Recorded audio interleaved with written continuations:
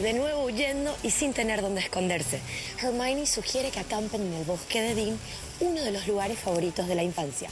Y como hemos visto en películas anteriores, a veces las apariencias engañan. Ya dentro de la tienda, tienen tiempo para reflexionar y deducir el significado de los regalos que les dio Dumbledore, así como para estar juntos. Las hormonas se disparan. Please take the Horcrux. You wouldn't be saying any of this if you hadn't been wearing it all day. Yes, you would.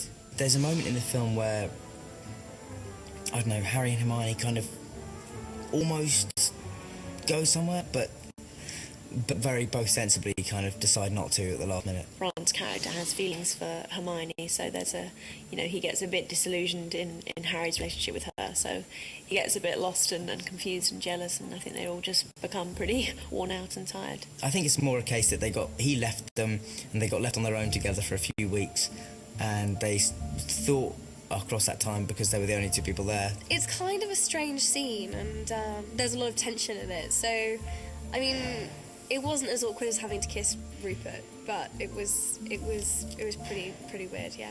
Can you remove yourself a little bit?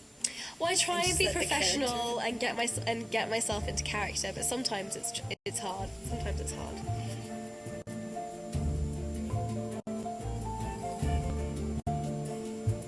It's a very quiet, tender, kind of romantic, but in a very sweet, kind of adult way.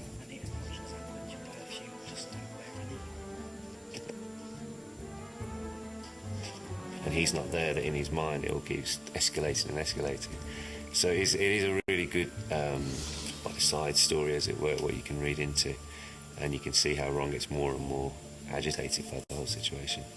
Thankfully for Ron and all the crazed, Harry Potter fans all over the world, that does not happen. It's Hermione's Ron's, don't worry. I'm not going to try and steal her away. Your parents are dead! You have no family! Stop! Let go! Una cosa que heredó Harry de Dumbledore es la espada de Godric Gryffindor, que a veces desaparece. Milagrosamente reaparece en el fondo del lago y Harry tiene que sumergirse a recuperarla. It's a really kind of big scene for Ron, because just kind of a few scenes before that, he kind of abandons them and kind of leaves, he walks out on them, and doesn't come back for like a really big kind of portion of the film. Hermione, are you mental? It was you. Yeah, but obviously.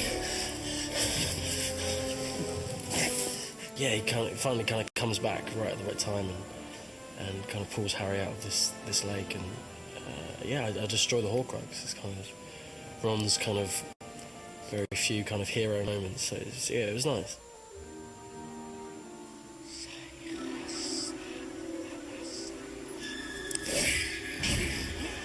Justo a tiempo, la intervención de Ron nos pone de cara a la definición de la saga mágica más importante de la historia. Y aunque todavía no es hora de despedirse, cada vez falta menos. Silly question, but 10 years. How's that feeling lately? I think you're trying to make me cry on camera. You think this is Oprah or something. I'm not going to cry for you, but it is very sad. Yeah, I feel sick. It's over. I'm in denial. I'm hoping that they lose the negatives to one of the films we have to reshoot. I think that's what I'm hoping. For the younger actors, it's more difficult because the sets are going down, their dressing rooms are being locked up. It's hard for them, I think, to let go. And they have been here 10 years. I don't think one could ever probably experience this again in a lifetime. It's been something that's it's continued for such a long amount of time. It's been through the exact years for all of us that you begin to learn about yourself and you grow up. So it's been quite tough, but it's been an incredibly exciting way to grow up.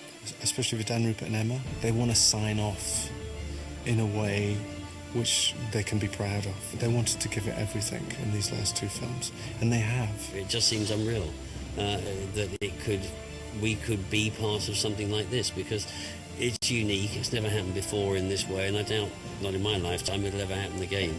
It was like releasing a bird into the wild or something. It's been a great decade. We treasure the memories here. It's been fantastic. I just feel very, very lucky to have had what I've had. It's meant working with an amazing group of people every day in terms of both cast and crew. It's meant that I meet some of the people who have been incredibly influential in my life, and I know will be for the rest of it.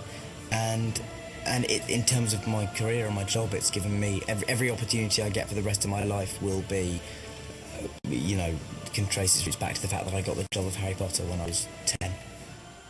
La batalla final se intensifica, el mal se apodera de todo y nosotros te mostramos todos los secretos detrás de Harry Potter y las Reliquias de la Muerte, parte 1, acá en Warner.